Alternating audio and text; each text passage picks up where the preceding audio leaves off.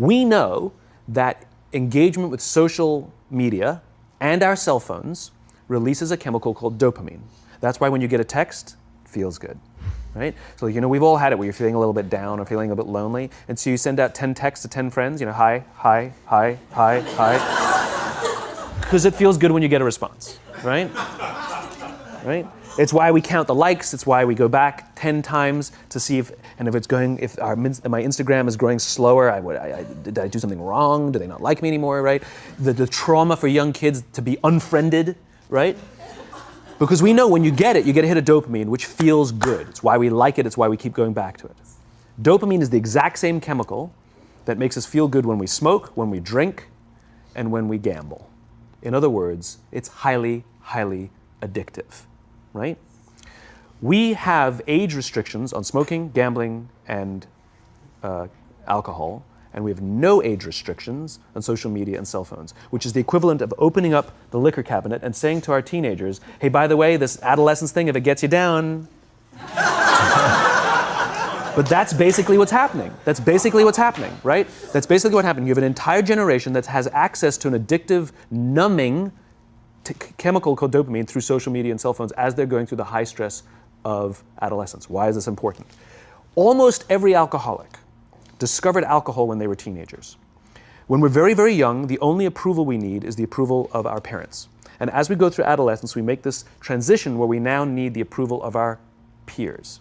Very frustrating for our parents, very important for us. It allows us to acculturate outside of our immediate families into the broader tribe, right? It's a highly, highly stressful and anxious period of our lives, and we're supposed to learn to rely on our friends. Some people, quite by accident, discover alcohol and numbing effects of dopamine to help them cope with the stresses and anxieties of adolescence. Unfortunately, that becomes hardwired in their brains, and for the rest of their lives, when they suffer significant stress, they will not turn to a person, they will turn to the bottle. Social stress, financial stress, career stress, that's pretty much the primary reasons why an alcoholic drinks, right? What's happening is because we're allowing unfettered access to these dopamine-producing devices and media, basically it's becoming hardwired, and what we're seeing is as they grow older, too many kids don't know how to form deep, meaningful relationships. Their words, not mine. They will admit that many of their friendships are superficial. They will admit that their friends, that they don't count on their friends, they don't rely on their friends, they have fun with their friends, but they also know that their friends will cancel on them if something better comes along. Deep, meaningful relationships are not there because they never practice the skill set, and worse, they don't have the coping mechanisms to deal with stress. So when significant stress starts to show up in their lives, they're not turning to a person, they're turning to a device, they're turning to social media, they're turning to these things which offer temporary relief. We know, the science is clear, we know that people who spend more time on Facebook suffer higher rates of depression than people who spend less time on Facebook, right? These things balanced. Alcohol is not bad, too much alcohol is bad. Gambling is fun, too much gambling is dangerous, right? There's nothing wrong with social media and cell phones. It's the imbalance, right? If you're sitting at dinner with your friends and you're texting somebody who's not there, that's a problem. That's an addiction. If you're sitting in a meeting with people you're supposed to be listening to and speaking, and you put your phone on the table, face up or face down, I don't care, that sends a subconscious message to the room that you're just not that important to me right now, right? That's what happens. And the fact that you cannot put it away is because you are addicted, right? If you wake up and you check your phone before you say good morning to your girlfriend, boyfriend, or spouse, you have an addiction. And like all addiction, in time, it'll destroy relationships, it'll cost time, and it'll cost money, and it'll make your life worse, right? So you have a generation growing up with lower self-esteem that doesn't have the coping mechanisms to deal with stress. There should be no cell phones in conference rooms. None. Zero. And I don't mean the kind of like sitting outside waiting to text. I mean like when you're sitting and waiting for a meeting to start, this is what we all do. We all sit here and wait for the meeting to start. Meeting starting? Okay. And we start the meeting. No. That's not how relationships are formed. Remember we talked about it's the little things? Relationships are formed this way. We're waiting for a meeting to start and we go, how's your dad? I heard he was in the hospital. Oh, he's really good. Thanks for asking. He's actually at home now. Oh, I'm really glad. It was really amazing. I know, it was really scary for a while. That's how you form relationships. Hey, did you ever get that report done? Oh my God, no, I didn't. I'll help you out. Can I help you out with that? Really?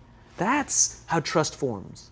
Trust doesn't form in an event, in a day. Even bad times don't form trust immediately. It's the slow, steady consistency.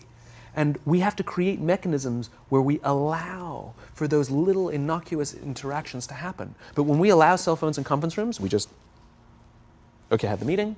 And then my favorite is like when there's a cell phone there and you go like this, you go. It rings and you go. I'm not going to answer that. Like, Mr. Magnanimous, you know? When you're out for dinner with your friends, like I do this with my friends. When we're going out for dinner and we're leaving together, we'll leave our cell phones at home. Who are we calling? Maybe one of us will bring a phone in case we need to call an Uber or take a picture of our meal. That goes without saying, come on. I'm an idealist, but I'm not insane. You know? At a heathen. I mean, it looked really good. We'll take one phone. And so it's like an alcoholic. The reason you take the alcohol out of the house is because we cannot trust our willpower. We're just not strong enough. But when you remove the temptation, it actually makes it a lot easier. And so when you just say, don't check your phone, people literally will go like this. And somebody will go to the bathroom, and what's the first thing we do? Grab the phone. Because I wouldn't want to look around the restaurant for a minute and a half, you know? But if you don't have the phone, you just kind of enjoy the world. And that's where ideas happen. The constant engagement is not where you have innovation and ideas. Ideas happen when our minds wander and we go, and you see something, I bet they could do that. That's called innovation, right? But we're taking away all those little moments, right? You should not, and none of us should charge our phones by our beds. We should be charging our phones in the living rooms, right? Remove the temptation. You wake up in the middle of the night because you can't sleep, you won't check your phone, which makes it worse. But if it's in the living room, it's relaxed, it's fine. But it's my alarm clock. Buy an alarm clock. They cost $8, right? I'll buy you an alarm, right? But the point is we now in industry, whether we like it or not, we don't get a choice. We now have a responsibility to make up the shortfall and to help this amazing, idealistic, fantastic generation build their confidence, learn patience, learn the social skills, find a better balance between life and technology, because quite frankly, it's the right thing to do.